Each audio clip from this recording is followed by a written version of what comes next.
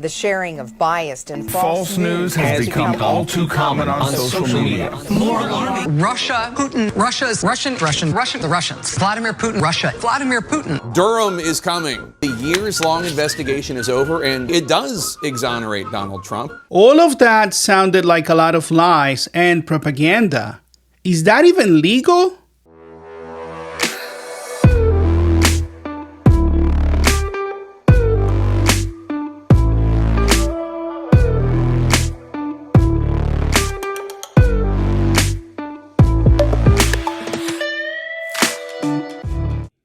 This year, more than half of the world's population will vote, and the emerging leaders out of these elections will shape the world for the foreseeable future.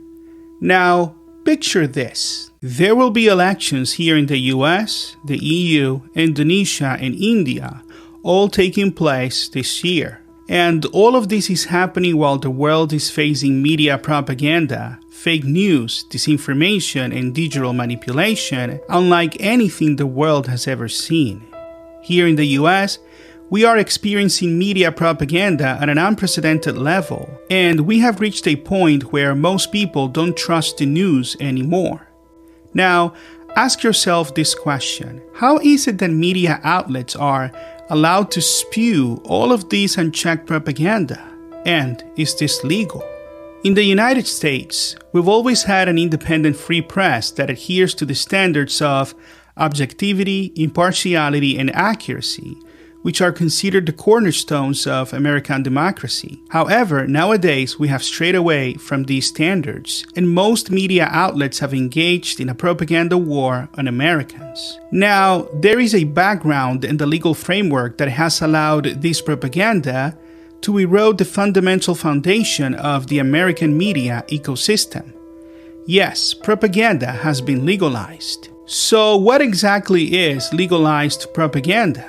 Well, first, I must say that there's been an infiltration of legalized propaganda. You see, government-sponsored initiatives to sway public opinion through media channels are referred to as legalized propaganda, and frequently have a predetermined agenda or bias. Although not new, this practice has changed dramatically through time.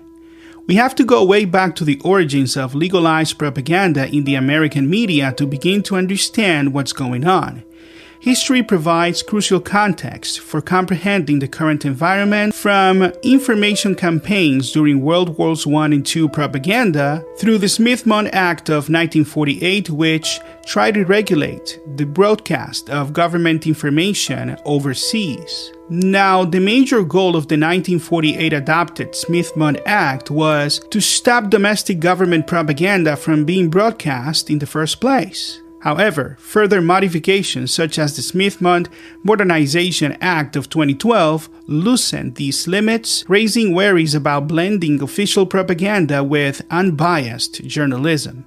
But how did this happen? It all started in 2012 when Congressman Mac Thornberry from Texas and Adam Smith from Washington State proposed an amendment to the National Defense Authorization Act that passed the same year, effectively legalizing the use of propaganda on Americans by nullifying the Smith-Mundt Act of 1948, which explicitly forbids information and psychological operations designed to influence U.S. public opinion. Back then, it was reported that this provision gave the Pentagon and the Department of Defense the power to influence major media outlets and actively spread deceptive tactics among Americans. This impacted journalism significantly because government-produced content can make distinguishing between legitimate reporting and propaganda very difficult. This undermines public trust in the media, which is our current situation, given that most Americans distrust mainstream media outlets, particularly since the release of the controversial Twitter files by Elon Musk. I would say this predicament is the main reason why democracy in our nation is unquestionably at risk. Governmental organizations significantly affect public opinion and democratic political processes when communicating information with a particular agenda and colluding with social media platforms to advance their interests. This is why so many people question legacy media and what's being reported to us daily. How do we know when we're being fed real news or government-structured propaganda? This is because content created by the government is only sometimes identified as such, making it difficult for the general public to determine the motivation and source of the information they consume. The public's capacity to form wise judgments and participate in political decision-making is severely hampered by this lack of transparency. To make things worse, artificial intelligence has now completely arrived. Advanced AI technologies can now quickly and cheaply produce hyper-realistic images like these ones, films and audio, in addition to human voice clones. Check out this AI-generated deepfake video. Paris, I don't want to be late to this premiere. We gotta go. You should always run fashionably late. It's your night. You're so absolutely beautiful. Thank you. How do I look? Am I all prime ready to go? Check it out. Looking very sharp, Mr. Cruz. I think we're really gonna wow the world. You think people are really gonna believe that we're a couple? I think most people will believe anything.